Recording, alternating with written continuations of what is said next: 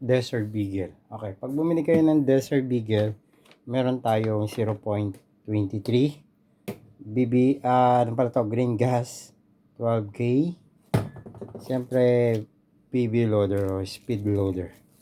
Okay, bali flex na natin yung code ng 779S.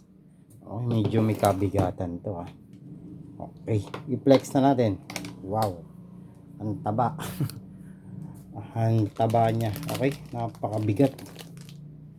Okay, iyan na natin. Okay, bali, ayan, puro oil pa. Okay, plastic yung ano niya. Tapos ito, yan, metal to, metal. Ito plastic din. Itong barrel niya lang ay metal. Okay, itong cover niya ay plastic. Teka lang, patukin natin. Parang plastic din ah. Or metal.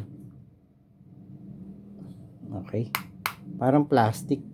Medyo mas marami siyang plastic. Siguro mga 50% ng plastic nito. Okay, Desert Beagle. Yan.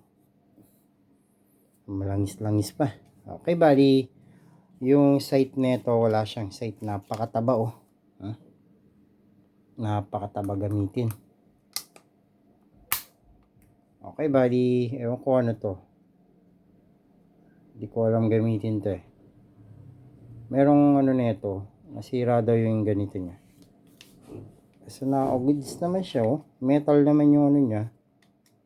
Okay, ang taba ng ano, ng grip niya. Okay, flex na natin tong magazine niya, medyo may katigasan. Okay, yung capacity nito ay nasa 25 rounds ba to? Parang malabo yata to, 25. Mga 24 siguro, baka may plus 1 to. Okay, bali yung ano niya, metal naman. Yung magazine niya, yan.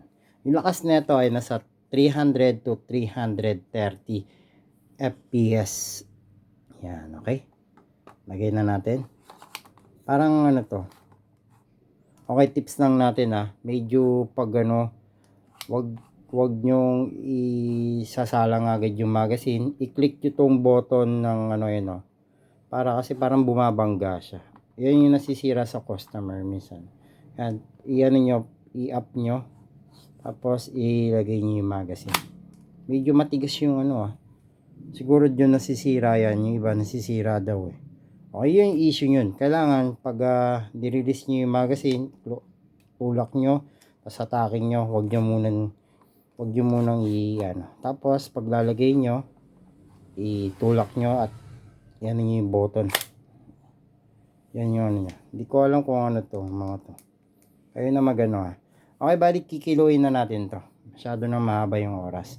Okay, bali siyempre meron siyang extra nozzle oh. Taba ng nozzle nyo. Diba? Kayo na magpalit kung ano. Siyempre meron tayong plastic rod. Yan yung mga kasama niya. Tandaan nyo pag double barrel ay merong kasamang mga parts. Okay, kiluin natin kung ilang kilo to. May kabigatan din oh. Okay, ayusin natin. Hindi yata maayos. 1.121. Okay, medyo may kabigatan, di ba? Bigat kahit sabihin yung 50% yung ano niya, yung metal niya tsaka plastic. Yan. Okay, sa mga interesado, alam niyo na.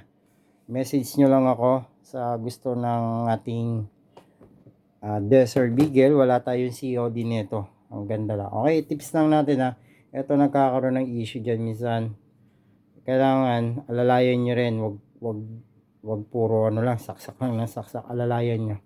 Okay, sa mga interesado, yan, PM lang kayo. Wala tayong COD ng mga gas type natin. Half payment tayo. XPX yung gamit ko. Pag half, pag full payment, JNT.